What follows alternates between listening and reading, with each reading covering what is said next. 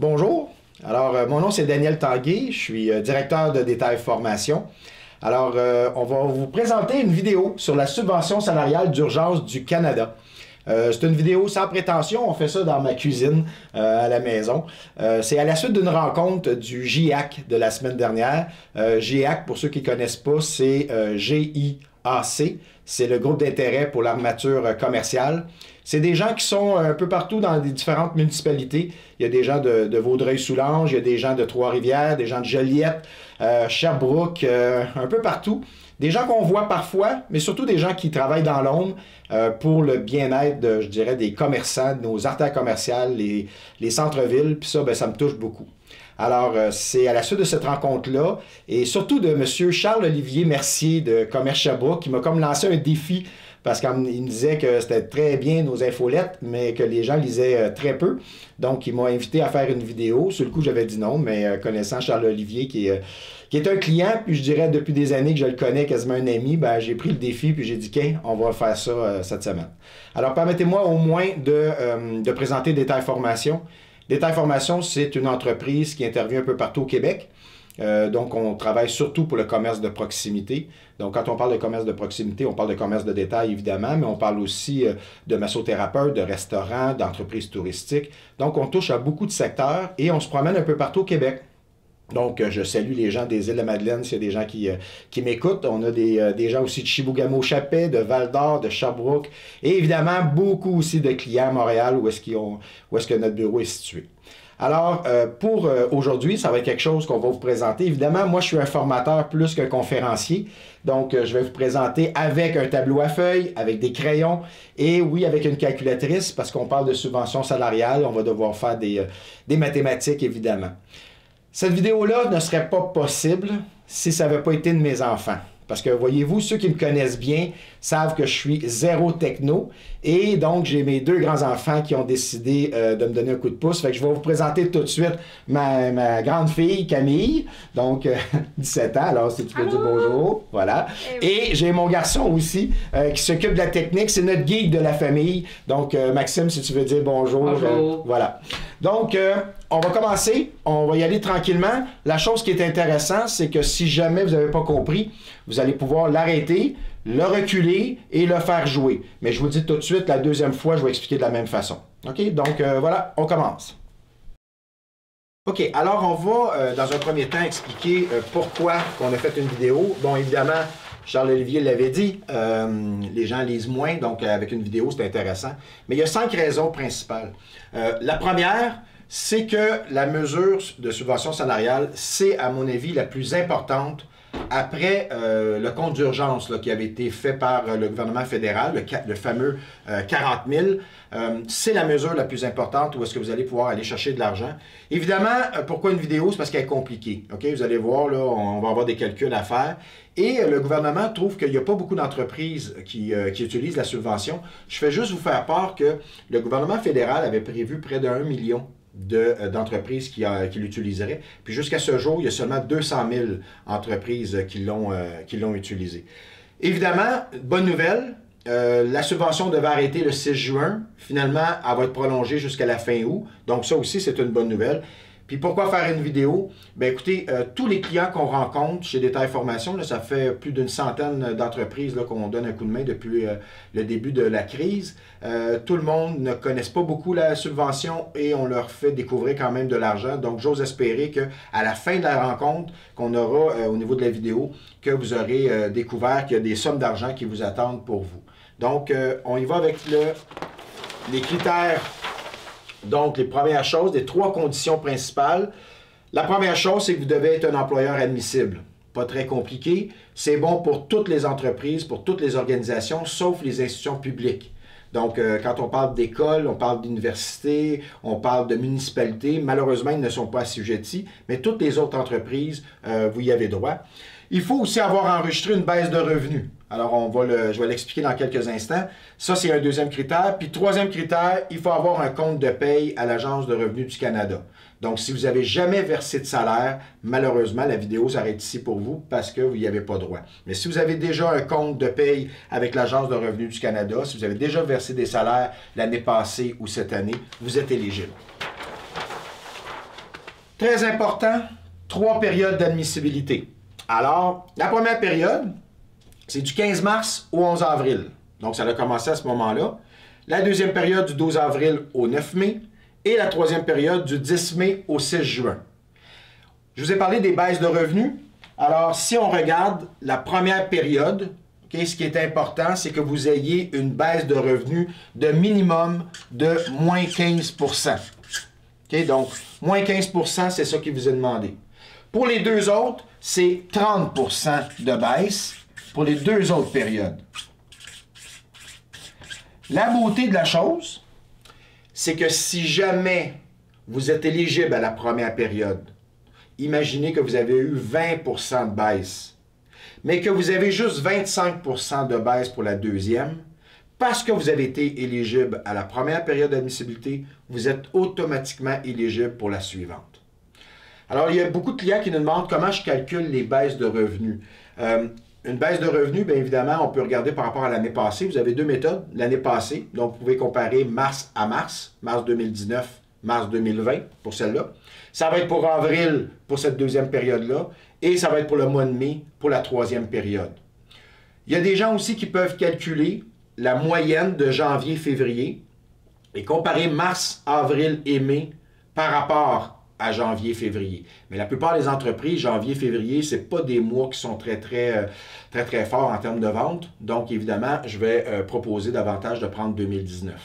Pour les organismes à but non lucratif, ce que vous allez calculer, ça va être vos subventions. La méthode que vous allez utiliser, il faut que vous utilisiez la même méthode pour les 3 périodes d'admissibilité, mais ça va être généralement les subventions, les revenus d'argent que vous allez avoir. Okay? Donc ça, c'est les 3 périodes, c'est quand même un critère important. Si on continue,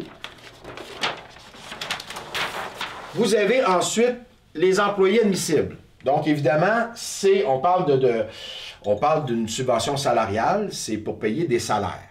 Alors, première chose, les propriétaires ou les personnes qui ont un lien de dépendance. Alors, propriétaire, mais ça peut être la fille du propriétaire, ça peut être le garçon du propriétaire, ça peut être quelqu'un qui est de la famille proche, c'est considéré comme un lien de dépendance.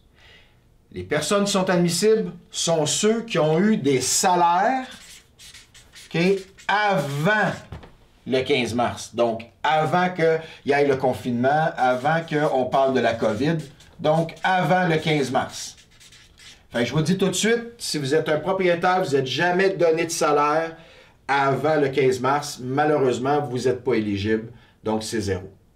Pour les employés, okay? Les employés, c'est bon pour les employés qui sont à temps plein, ceux qui sont à temps partiel, même ceux qui ont la PCU, et c'est bon aussi pour vos nouveaux employés. Okay? Donc, c'est très important. La subvention salariale est bonne pour plusieurs employés. Mais il y a un hic très important. Pour que vous ayez droit à l'argent, je ne sais pas pourquoi ils ont fait des choses si compliquées, mais c'est comme ça. Il ne faut pas que l'employé ou vous-même aviez été pendant 14 jours consécutifs sans salaire. Ça veut dire qu'il ne faut pas que vous ayez été 14 jours consécutifs, là, on va le mettre comme ça, sans salaire. Qu'est-ce que ça veut dire, ça, d'être 14 jours consécutifs sans salaire? On revient à ma période d'admissibilité qui était juste avant.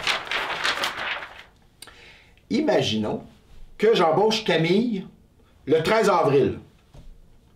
Donc, le 13 avril jusqu'au 9 mai, il y aura, dans la période d'admissibilité, ici, elle n'a pas été embauchée, donc elle ne sera pas éligible pour la première période. Mais le 13 avril, pas de problème, elle est éligible, puis elle va avoir travaillé jusqu'au 9 mai, on va pouvoir bénéficier de la subvention salariale. Imaginons que Maxime, lui, est embauché le 1er juin. Ah, 1er juin, ça ne marche pas pour la première période, ça ne marche pas pour la deuxième. On arrive à la troisième, 1er juin, il commence à travailler. Ça veut dire qu'il n'a pas travaillé dans la semaine du 11 mai, il n'a pas travaillé dans la semaine du 18 mai, il n'a pas travaillé dans la semaine du 25 mai, et il a commencé à travailler avec la semaine qui commençait le 1er juin, le lundi. Bien, malheureusement, il ne sera pas éligible à la subvention salariale parce qu'il aura été dans la période 14 jours consécutifs sans salaire. On va voir que ça, c'est techniquement, vous allez voir qu'à la fin de la vidéo, il est possible d'embaucher quelqu'un rétroactivement pour qu'il soit éligible. Ça, on verra ça tantôt. OK? Donc, si on résume, les employés admissibles, tout le monde, comme propriétaire, si vous êtes versé un salaire, même chose pour les liens de dépendance. Pour les employés, les temps pleins, partiels, ceux qui sont sur la PCU, les nouveaux employés, mais retenez le 14 jours, très important. OK, alors là, on continue avec des définitions. Je vous dis, après, ça va être les calculs. Là, c'est là que vous allez reculer. OK, rémunération de base, rémunération admissible. Qu'est-ce que ça veut dire? La rémunération de base, c'est la rémunération avant le 15 mars. OK? Donc, avant le 15 mars, là, le 15 mars, il y avait comme une moyenne de votre employé. La rémunération de base, c'est qu'est-ce que l'employé gagnait avant le 15 mars en moyenne. Du 1er janvier jusqu'au 15 mars. On va prendre un exemple. Admettons que Camille travaillait 35 heures par semaine. OK? Donc, elle travaillait 35 heures, puis elle était payée 17 $ de l'heure. Donc, son salaire brut à chaque semaine était de 595 $. Mais admettons que Camille, elle a travaillé des fois 32 heures, des fois 36 heures, des fois 31 heures parce qu'elle était payée à l'heure. Fait que là, vous allez être obligé de calculer le montant brut à chaque semaine qu'elle a travaillé. Prenons l'exemple où est-ce que vous avez fait la somme du 1er janvier jusqu'au 15 mars, où est-ce qu'elle gagnait 5 780 $ pour l'ensemble des semaines. Vous divisez ça par le nombre de semaines. Imaginons qu'il y avait 10 semaines. Ça veut donc dire que la moyenne va être de 578 $. Okay, donc, c'est comme ça que ça fonctionne. La rémunération de base, c'est ce que la personne gagnait en moyenne avant le 15 mars. Petite information intéressante. Admettons que Camille là, est allée à Walt Disney avec ses parents. Hein? C'est pas le cas, là. Mais admettons que c'est ça qui est arrivé. Bien, à ce moment-là, les 2 semaines qu'elle aurait pris de congé sans solde, bien, admettons qu'elle est partie la semaine du 24 février puis qu'elle est partie la première semaine de mars, elle n'aurait pas d'heure. Alors là, il se peut qu'elle ait un montant qui soit beaucoup moindre, mais on va la diviser par le 8 semaines. Fait que prenons l'exemple où est-ce qu'elle aurait, mettons, 4624, juste parce que j'ai fait un petit calcul comme ça, là, divisé par 8, bien, si je prends 4624 divisé par 8, ça va donner aux alentours de à peu près 578. C'est juste arrangé avec le gars des vues. OK? Donc, tout ça pour dire que si la personne, elle n'a pas travaillé pendant 2 semaines, ben vous l'enlevez du calcul tout simplement. Okay? Donc, vous ne divisez pas par 10 quand même, vous divisez toujours par 8. Ça va? Évidemment, là, je ne vous vois pas, je ne sais pas si je vous ai perdu ou bien si vous me suivez toujours. Ça, c'est la moyenne. C'est important de savoir parce qu'on va le calculer tantôt. La rémunération admissible, j'aime pas le mot admissible. J'aimerais ça le changer pour la rémunération actuelle. C'est-à-dire, c'est qu'est-ce que vous payez à Camille actuellement. Okay? Donc, si vous lui payez 35 heures toujours, ben, elle va avoir 35 heures à 17 $ de l'heure. Sa rémunération actuelle ou admissible, c'est la même chose, ça va être 595. Puis si vous lui payez seulement 10 heures, ben, si vous lui payez 10 heures fois 17 $ de l'heure, ben, ça veut dire que ça va être 170 $ qu'elle va gagner brut. Okay? Donc ça, c'est excessivement important de comprendre c'est quoi la différence entre la rémunération de base, qui était donc la moyenne avant le 15 mars, et la rémunération admissible, qui est actuellement le salaire qu'elle gagne. Toutes ces informations-là, vous l'avez sur le site web du gouvernement. Qu'est-ce qui est un peu plus compliqué, c'est quand on commence à faire les calculs. OK, alors on va commencer à faire les calculs avec un employé avec un lien de dépendance. Alors, je rappelle, un lien de dépendance, c'est quelqu'un qui est près de l'entreprise, donc qui est soit propriétaire de l'entreprise, mais ça peut être aussi la famille autour donc du propriétaire. Fait que si vous embauchez votre fille, votre garçon, votre mère, votre frère, votre soeur, c'est un employé qui est considéré avec un lien de dépendance. Alors, première chose, assez simple, on se le rappelle, si vous avez donné 0 $ avant le 15 mars, vous allez avoir 0 $ pour la subvention. C'est-à-dire, même si vous... Subvention. OK? Même si vous décidez à partir de maintenant de vous donner un salaire, si c'est un employé avec un lien de dépendance, la personne n'est pas éligible à la subvention salariale parce qu'elle avait 0 $ avant le 15 mars. Fait que, on dit souvent, nous, à nos clients, c'est bon de se verser un salaire, des dividendes. Évidemment, il y a des gens qui nous ont écoutés, il y a des gens que non. Aujourd'hui, ceux qui se versent des salaires, ils ont plein d'avantages, malheureusement, pour les autres. Ceci dit, ce qui est important aussi de savoir, c'est que le gouvernement du Canada a décidé de prolonger, on en a parlé tantôt, jusqu'au 29 août, la subvention salariale, et il se peut qu'ils révisent des critères pour les employés avec un lien de dépendance. Alors, comment ça fonctionne pour le calcul? Prenons l'exemple où est-ce qu'avant le 15 mars, vous vous donniez un salaire. Prenons l'exemple que vous donniez 20 $ de l'heure à 40 heures par semaine. Donc, 20 $ à 40 heures, ça veut dire que avant le COVID-19, vous gagniez avant 800 $. Et là, vous décidez de continuer à vous payer un salaire. Si vous continuez à vous payer le même salaire, c'est-à-dire 40 heures à 20 $ de l'heure, bien, ça veut dire que vous allez avoir la rémunération de base qu'on a vu tantôt est de 800, la rémunération admissible, ou qu'est-ce que je disais tantôt, la rémunération actuelle va être encore de 800. Donc, comme c'est la subvention salariale à 75 %, si on prend 800 fois 75 %, ça veut dire que vous allez avoir 600 $ de subvention salariale. Il va vous rester 200 $ à payer pour l'entreprise, mais vous allez recevoir du gouvernement 600 $. Avant, vous étiez à 40 heures semaine, mais que vous avez décidé de vous donner seulement 10 heures, bien, si vous vous donnez seulement 10 heures à 20 $ de l'heure, ça veut dire que vous allez vous avoir donné 200 $. Parce que vous avez un lien de dépendance, ça va quand même être à 75 %. Donc, vous allez avoir 200 $, 200 fois 0,75, ça veut dire que vous allez avoir 150 $ de subvention. OK? Donc,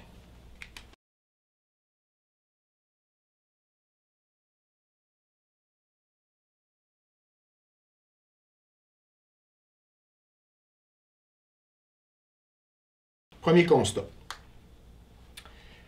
Vous êtes un employeur, parfait, vous avez une entreprise, mais vous êtes aussi un employé. Surtout sur les entreprises qui sont incorporées. Ça veut donc dire que j'ai plusieurs, moi, clients qui sont actuellement sur la PCU. Donc, je ne veux pas faire une vidéo sur la PCU, mais je veux rappeler à tout le monde que sur la PCU, vous pouvez gagner 2000 $ par mois à rien faire chez vous, là. OK? Sauf que le 2000 $ par mois, il est possible également d'ajouter des heures pour travailler jusqu'à un maximum de 1000 $ par mois. Donc, ça veut dire que vous ou un employé, vous pourriez vous embaucher et travailler dans la compagnie en autant que vous ne gagnez pas plus que 1000 $ par mois. Vous ne perdez pas donc votre PCU. J'ai des gestionnaires qui sont juste sur la PCU, puis qui font du bénévolat, puis qui travaillent comme des malades dans leur entreprise actuellement, alors qu'ils pourraient se verser un salaire. Ils pourraient garder la PCU et se donner un salaire de 200 $ par semaine, puis le gouvernement leur verserait une subvention salariale de 150. Donc, c'est un moyen d'aller chercher un revenu pour les propriétaires également ou pour les gens qui ont un lien de dépendance. Il reste quand même un montant d'argent à payer pour la compagnie, mais c'est une façon de se donner une rémunération additionnelle. Vous pourriez décider de quitter la PCU, de vous donner un emploi à temps plein comme avant, et là, le gouvernement vous financerait 600 $ sur le 800. Évidemment, l'entreprise va avoir 200 $ à payer, mais c'est quand même 600 $ que vous allez chercher auprès du gouvernement en subvention. Alors, c'est excessivement intéressant pour les gens qui sont propriétaires d'une entreprise, qui se versaient un salaire avant le 15 mars, de profiter de cette subvention salariale. OK, on arrive maintenant au deuxième groupe, c'est lui qui est le plus compliqué. Puis je dirais 80% des cas, c'est cette situation-là. Donc, on prend l'exemple d'un employé qui travaillait soit à temps plein ou à temps partiel avant la COVID-19 et que maintenant, il y a une baisse de revenus. La plupart de nos clients, les employés sont sur la PCU, donc la prestation canadienne d'urgence. C'est le 2000 $ par mois. La plupart sont chez eux. Ils attendent le retour au travail. Il y a beaucoup d'employeurs qui auraient avantage à les rappeler rapidement. Comment on va calculer la subvention salariale? La subvention salariale est faite justement pour cette raison-là, pour rappeler les employés qui ont perdu le lien d'emploi. Donc, on veut les rappeler dans l'entreprise. Alors, ça va toujours être le plus petit montant entre trois choses. Et là, je sais que c'est un peu complexe. Premièrement, le chiffre de 847 $. Ça, c'est établi avec le salaire au-dessus de 58 000. Je vais vous dire, en toute honnêteté, dans les petites entreprises, c'est assez rare que ce chiffre-là, on le prend en compte. Ça va toujours être le plus petit chiffre entre le 847. Le deuxième chiffre qu'on va prendre, c'est 75% de la rémunération de base. Donc, vous vous souvenez, tantôt, on a parlé de la rémunération de base. C'est celle qui était avant la COVID-19. Donc, le deuxième chiffre qu'on va prendre, c'est 75% de la rémunération de base. Ou le troisième chiffre va être 100% de la rémunération actuelle. Rémunération. Ce que dans les chiffres, sur le site web, ce qu'ils appellent admissible. OK? Donc, il parle de admissible. Moi, je remplace ça par actuel pour que ça soit facile de compréhension. Donc, on résume. Toujours le plus petit chiffre entre les trois. 847, 75% des rémunérations avant la COVID ou 100% de la rémunération actuellement. Alors, on va prendre un exemple. On va prendre l'exemple de Camille. Okay? Je vais prendre mes feuilles pour être sûr de bien vous expliquer. Alors, prenons l'exemple de 35 heures de Camille. Elle travaille 35 heures à 17 $ de l'heure. Okay? Et elle gagnait 595 $ en moyenne. Admettons qu'elle faisait toujours ça. Donc, elle gagnait 595. Ça va pour tout le monde? On s'entend-tu que si elle gagnait 595, puis que vous continuez à la payer 35 heures fois 17 $ de l'heure, toujours 595, bien, c'est sûr que 100% du salaire qu'elle va gagner, 595, puis 75% du salaire qu'elle gagnait avant, c'est-à-dire qu'une subvention, ça, c'est 75%, là, donc fois 75%, ça donnerait 446,25. Bien, le plus petit montant entre le 75% qui donne 446,25 ou 100% de la rémunération, bien, le plus petit, ça va être 75%. Ça, c'est facile. L'employé gagne un salaire X, vous lui donnez le même salaire, bien, automatiquement, c'est 75% qui va s'appliquer. Mais on va prendre un exemple où est-ce que Camille, vous avez décidé de ne pas l'embaucher pour 35 heures, mais vous lui donnez seulement, prenons exemple, 10 heures. Mais là, si vous lui donnez 10 heures fois 17 $ de l'heure, elle va gagner 170. Alors, on prend notre calcul. Le 847, on l'oublie. Deuxième, 75% de la rémunération de base. Qu'est-ce qu'elle gagnait avant? Elle gagnait 595. On a dit qu'à 75%, le chiffre serait 446,25. Mais là, vous lui donnez seulement 10 heures. Donc, elle gagne 100% de sa rémunération, 170. Le plus petit, okay, c'est le plus petit chiffre entre ces deux-là, ben, c'est 170. Donc, ça veut dire quoi, ça? Ça veut dire qu'un employé qui était à temps plein et que vous rappelez à temps partiel, ben, vous êtes payé par le gouvernement à 100% de subvention salariale. Donc, il n'y a aucune raison pour qu'il y ait des employés chez eux à rien faire actuellement. Vous pourriez les rappeler et vous pourriez avoir une subvention de 100%. La seule chose qui va rester à payer va être les charges sociales. Mais le salaire au complet va être remboursé. On va prendre l'exemple où est-ce que là, ce n'est pas 10 heures. On va prendre l'exemple où est-ce que vous la rappelez, Camille, mais vous lui donnez, OK, ou prenons 15 heures. OK? Et là, vous la payez 17 de l'heure à 15 heures. Donc, 15 fois 17, ça veut dire qu'elle va gagner 255 par semaine. Je refais mon calcul. 75%, 446,25 que j'aurai de subvention. 100% du salaire, ça veut dire que j'ai droit à une subvention de 255. C'est-tu intéressant pour Camille si elle est sur la PCU? Pas du tout. Pourquoi? Parce que la PCU lui permet d'aller gagner jusqu'à 1 000 $ par mois, mais si elle dépasse le 1 000 $ par mois, elle perd la PCU. Donc, de rappeler Camille pour 15 heures, ben, c'est pas avantageux pour elle, parce qu'elle va gagner 255 $ par semaine, et puis là, vous allez vous ramasser où est-ce qu'elle ne voudra pas revenir travailler parce qu'elle veut garder sa PCU. Elle va gagner 255 $ par semaine, puis si elle était restée chez elle, ben, elle aurait eu 500 $ par semaine, 2000 $ par mois. Donc, évidemment, la PCU ne nous aide pas. Hein? Mais on s'entend, la PCU, pour quelqu'un qui a commencé à partir du 16 mars, ça se termine au 4 juillet. Donc, par la suite, ça sera peut-être plus avantageux.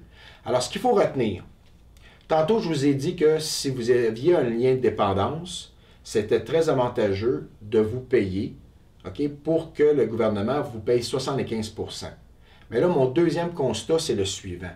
Si vous avez des employés à temps plein, vous pouvez les rappeler à temps partiel en bas du 1 000 $ par mois. Prenons l'exemple de Camille. Vous pourriez lui donner peut-être un 12 heures, un 10 heures. Elle ne perd pas sa PCU. Elle gagne donc 500 $ par semaine.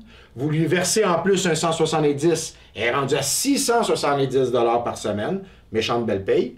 Okay? Et en plus, vous, ça ne vous coûte absolument rien. Fait qu'au lieu d'être pris à faire tout le travail de Facebook, de nettoyage, d'accueil des clients, puis d'être débordé pendant qu'il y a des gens qui sont à la maison, ben moi, je vous dirais, rappelez vos employés, c'est excessivement important. Okay? Donc ça, c'est le deuxième constat qui est intéressant à faire. On prend maintenant le troisième cas qui pourrait arriver. Un employé avec une hausse de revenus. On va prendre par exemple Maxime. Mettons que Maxime travaillait à temps partiel. Maxime gagnait 15 $ de l'heure, lui. OK? Et vous lui donniez 15 heures. Donc, avant la COVID, là, lui, là, il gagnait 15 heures fois 15 $ de l'heure, c'est-à-dire qu'il gagnait 225. Ça va jusque-là? Mais là, vous avez besoin de Maxime à temps plein. Fait qu'avant, il gagnait ce montant-là. Et là, vous lui donnez 35 heures maintenant, fois 15 $ de l'heure. Donc, maintenant, il va gagner 525. Ça veut dire qu'il y a eu une augmentation de salaire, lui, là. C'est pas une augmentation de salaire, excusez-moi, une augmentation du nombre d'heures. Alors, c'est pas le même système qu'on a parlé tantôt avec ceux d'une baisse. Si on appliquait le même système, ben là, on aurait 75% de 225, puis on aurait 100% de la subvention actuelle. Le gouvernement, il dit non, non, non, non, c'est pas comme ça. Ça va être le 225 est toujours le plus petit montant entre ce montant-là et 75% du salaire actuel. Donc, on va prendre le 525, on va le multiplier par 75%, et donc, ça va être 393 et 75 que vous allez recevoir de subvention. Donc, la morale de cette histoire, c'est quoi? Si vous avez un employé qui ne travaillait pas avant la COVID-19, c'est-à-dire que c'est un nouvel employé que vous avez embauché depuis le 15 mars, bien, si c'est un employé qui est nouveau, il avait 0 revenu avant, vous ne le connaissiez pas, et là, vous lui donnez 35 heures, bien, vous allez avoir à 75% de son salaire. Donc, tous les nouveaux employés que vous embauchez depuis le 15 mars, vous avez 75% de subvention salariale qui lui est versée. Donc, c'est quand même intéressant d'embaucher des employés, puis de regarder dans votre entreprise, c'est quoi vous pourriez leur faire faire. Parce que, encore une fois, les mesures sanitaires, Facebook, s'occuper des clients et tout, ça prend des gens. Et si vous avez la chance de payer seulement 25% des nouveaux employés, bien, ça peut valoir la peine des fois d'embaucher quelqu'un pour la période estivale de plus, parce que ça va nous coûter moins cher. Donc ça, c'est un élément qui est, à mon avis, un point qui est très important. Donc, si on résume, vous avez 3 types d'employés. Vous avez ceux qui ont un lien de dépendance. On a dit, lien de dépendance, pas de revenus, pas de revenus avant le 15 mars, automatiquement, pas de subvention. Il y avait un revenu avant, la règle du 75% s'applique. On a vu juste avant que pour ceux qui avaient une baisse de revenus, on se souvient que c'était toujours le plus petit chiffre entre les trois, le 847 qu'on peut oublier, 75% de la rémunération de base ou 100% de la rémunération actuelle ou admissible. Et on s'est aperçu qu'un employé à temps plein qui revenait à temps partiel, ben c'était 100% de la subvention qu'on avait, alors que si un employé à temps plein revenait à temps plein, là on avait 75%. Et ce qu'on vient de voir maintenant, c'est que les employés qui étaient nouveaux ou ceux qui ont eu une augmentation du nombre d'heures, eux, on va appliquer la règle du 75% et on va oublier ce qu'ils avaient comme moyenne auparavant. OK, maintenant, une information très intéressante à savoir. Vous vous souvenez que tantôt, je vous ai parlé que si Maxime avait été embauché le 1er juin, que malheureusement, il n'était pas éligible. Vous vous souvenez de la règle du 14 jours consécutifs sans salaire. C'est excessivement important. Et le gouvernement a décidé de permettre aux employés d'être embauchés de façon rétroactive.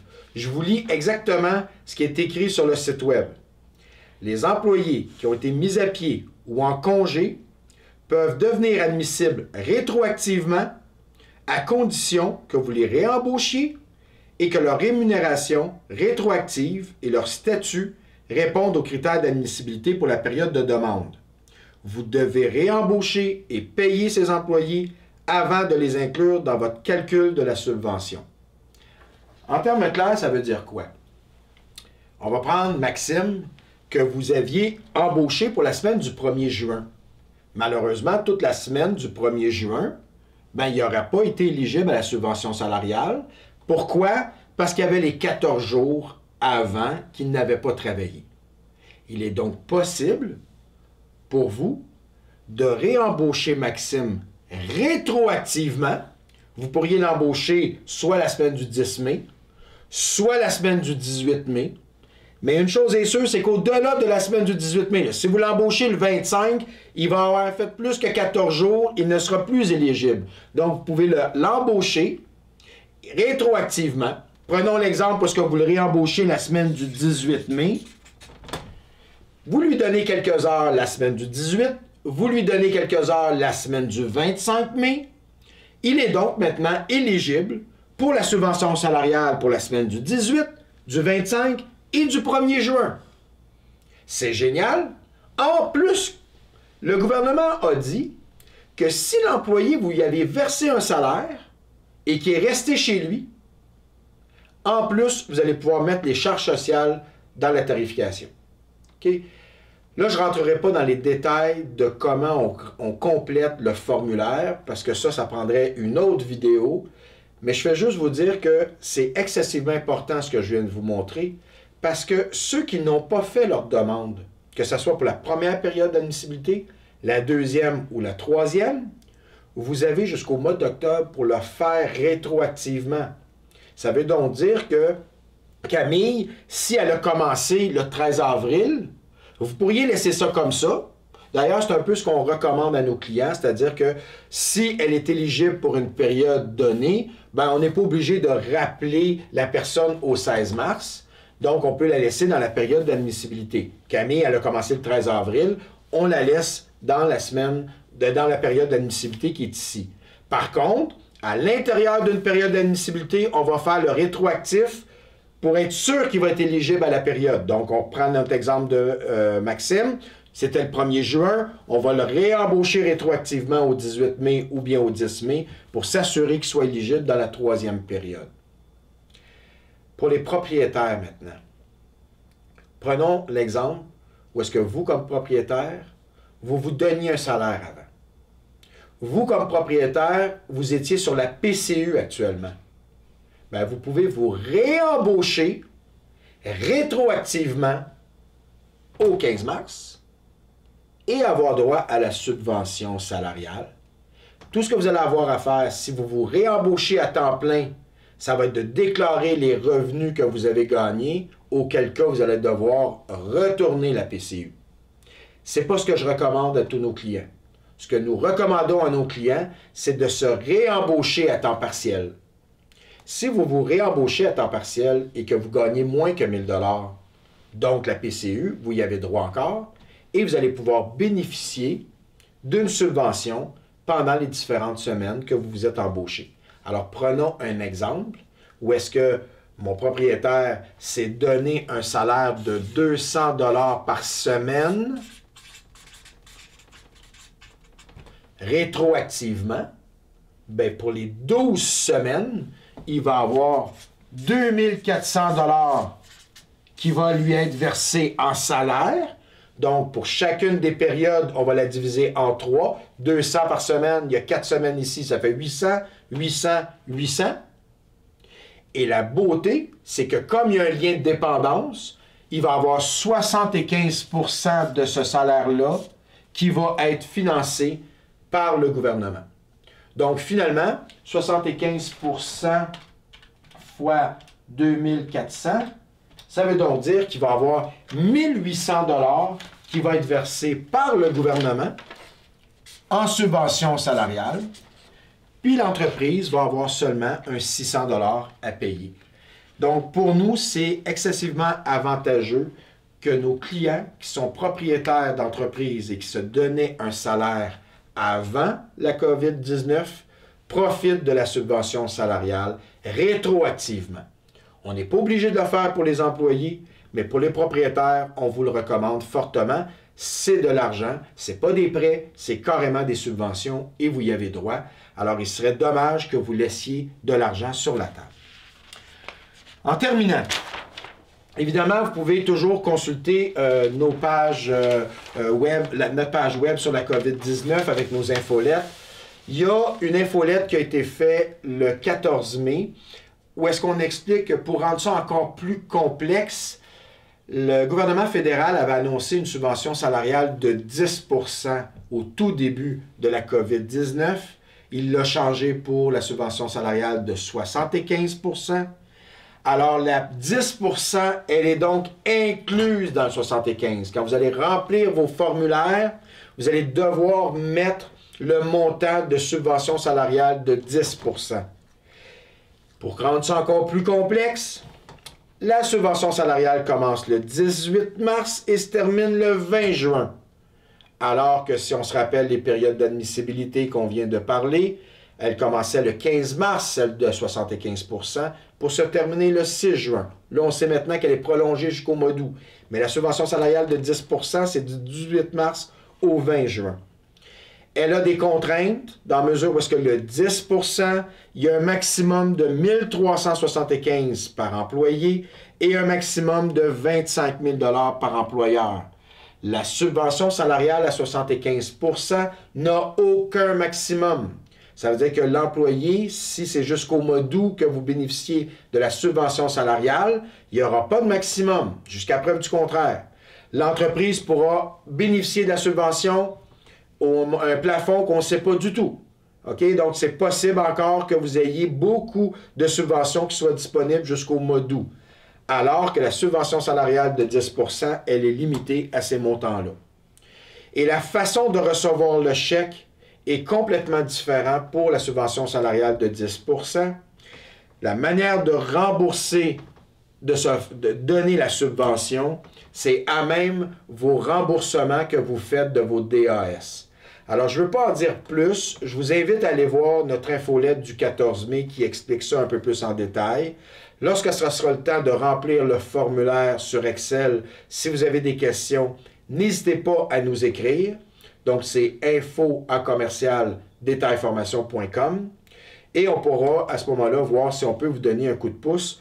Je peux vous dire qu'on a quelqu'un de notre équipe, Marie-Josée, qui accompagne plusieurs entreprises actuellement pour remplir les formulaires parce que ce n'est pas nécessairement évident. Mes dernières recommandations, si jamais vous avez fait vos formulaires et qu'à la suite des explications que je vous ai données, vous aimeriez faire des modifications au formulaire, par exemple de rappeler vos employés de façon rétroactive, vous pouvez téléphoner au numéro 1-833-966-2099. Ça, c'est le numéro de téléphone directement de la subvention salariale. Donc, le 1-833-966-2099. Je vous recommande de conserver vos papiers. OK? Donc, ça, c'est extrêmement important parce que vous pourriez faire l'objet d'une vérification. Sachez que les subventions que vous allez aller chercher, ça va être des subventions qui vont être imposables. Donc, ça va être ajouté à vos revenus que vous allez avoir à la fin de l'année. Faites attention aux fraudes, ça veut dire que ne jouez pas le système et ne mentez pas dans les chiffres que vous allez donner. Gardez vos papiers puis assurez-vous que vous donnez les bons chiffres, toujours dans la légalité évidemment. Si jamais on vous prend à mentir parce que vous n'avez pas eu la bonne baisse de revenus, vous deviez être éligible à une baisse de 30 % ou de 15 % puis que ce n'est pas le cas. Si vous avez mis des faux salaires, tout ça peut faire en sorte que vous payez des pénalités qui peuvent aller jusqu'à le remboursement complet des subventions que vous avez reçues, plus 25 % de pénalités. Et dernière chose, on a notre site web, le www.detailformation.com. Il y a une page qui est dédiée à la COVID-19. Chaque matin, du lundi au vendredi, on vous écrit des conseils, on vous met à jour par rapport à différentes subventions. Donc, si vous avez besoin de quoi que ce soit, n'hésitez pas à communiquer avec nous. Alors, j'espère que c'était utile. J'espère que vous allez aller chercher l'argent auquel vous avez droit et je vous souhaite une bonne fin de journée. Merci.